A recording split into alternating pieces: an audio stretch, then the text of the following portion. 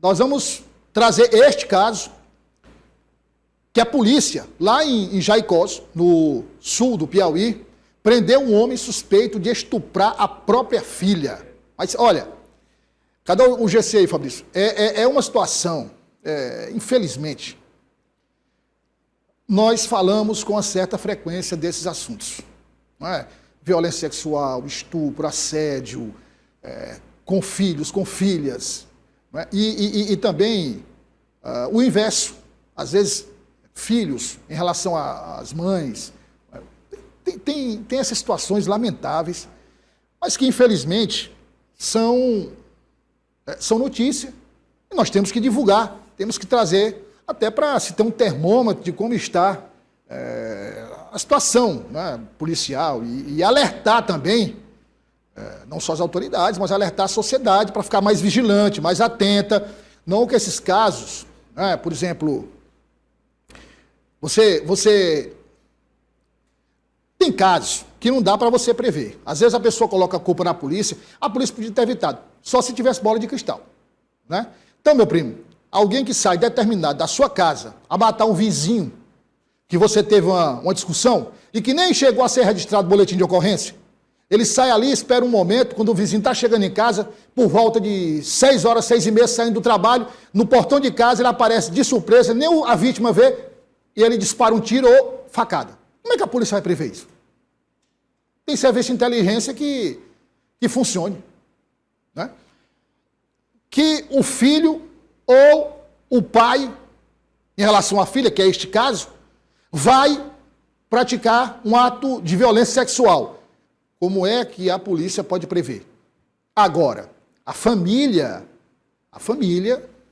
pela convivência, pelo conhecimento, pode, de uma certa forma, enxergar sinais e situações que sugerem algum tipo de ação dessa natureza. Agora, como também nós já discutimos aqui, cada vez mais você tem, vamos lá, as redes sociais, que iniciaram, meu primo. Quando surgiu as redes sociais? Vamos lá. Eu mandava o convite para o meu primo me adicionar no perfil dele. Então, meu primo me adicionava. Qual é o objetivo inicial? Não é? É nos aproximar. Eu poder conversar com meu primo, trocar informações, uma viagem que eu fiz, mandar umas fotos, meu primo, olha aqui, em Parnaíba e tal. Mas, com o tempo, você tem pessoas morando na mesma casa, mais distantes, muito distantes, que não se falam. Você tem uma mesa de almoço, de jantar, todo mundo no celular comendo, não troca uma palavra. E isso gera o quê? Gera desconhecimento da sua própria carne, do seu próprio sangue. Traz o Tony Silva, que acompanhou o caso. Vamos conversar com ele ao vivo. É só reportagem? Não está ao vivo não, Tony? Por que o Tony não veio? Já foi para Altos? O Zudão? Ah. Lá do caso, lá do homem? Vamos acompanhar então, ó. Aqui na tela, agora, essa reportagem com o Tony Silva. Vamos lá. Mais um crime de estupro de vulnerável foi registrado na cidade de Jaicós, a 363 quilômetros de Teresina, do sul do estado do Piauí. LJDS, acusado de estuprar a própria filha de 12 anos de idade, foi preso por policiais da 3ª Companhia do 20º Batalhão e levado para a sede da Polícia Civil para a tomada de procedimentos. Após sofrer a violência sexual praticada pelo próprio pai, aquele que deveria lhe oferecer segurança, a garota procurou imediatamente a casa de uma tia, onde pediu socorro.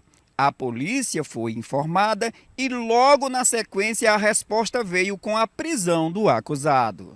O crime foi praticado sob coação, quando o estuprador, armado com uma faca, teria obrigado a filha menor submeter-se aos desejos do mesmo, deixando toda a população indignada. Logo após o acontecido, sua filha se evadiu do local, indo para a casa de uma tia para denunciar o fato delituoso do referido pai.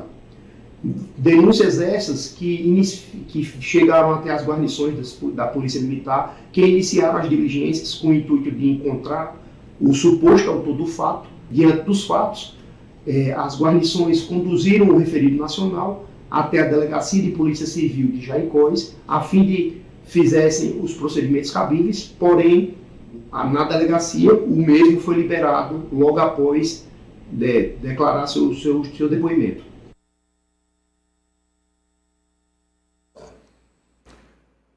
Fica aí o aviso, fica aí o caso. A gente tem que mostrar, infelizmente, como eu já disse, mas é lamentável. É lamentável, o GC, Fabrício, é lamentável porque a gente tem que mostrar, tem que noticiar, e aí isso acontece, né? Infelizmente. Bota o GC, Fabrício, para a gente informar aí quem está nos acompanhando sobre o assunto. Agora, você querer dizer, porque assim, é muito, sabe, é muito difícil, meu primo, você que está em casa nos acompanhando, quando um caso desse é levado, no caso está sendo investigado, quando se conclui a investigação e às vezes, né, assim, você acha, inclusive é até pauta de uma reportagem, até quando alguém que comete esse tipo de crime hediondo cometeu de forma consciente, se é que a gente pode falar de consciência num caso desse. É um pervertido sexual? É um doente mental? Tem problemas? Aí é um caso de avaliação psicológica. E quando se avalia psicologicamente um homem que cometeu esse crime e que o laudo final aponta como um perturbado mental completo, que, de acordo com os critérios estabelecidos na avaliação psicológica, ele não tem a mínima noção da gravidade do que cometeu.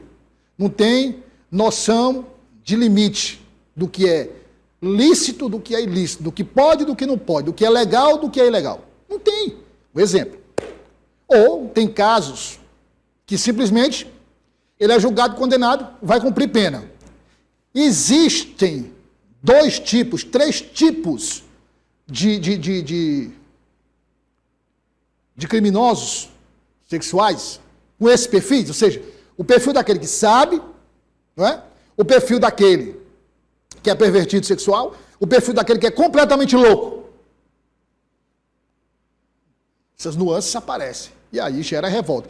Eu acho que, independentemente do perfil, é revoltoso. Assim, todo mundo fica vontade de vomitar, sabe? Vontade de, vou ser sincero, de matar com as mãos. Mas existe uma legislação penal, processual penal, e tem que ser seguida, né?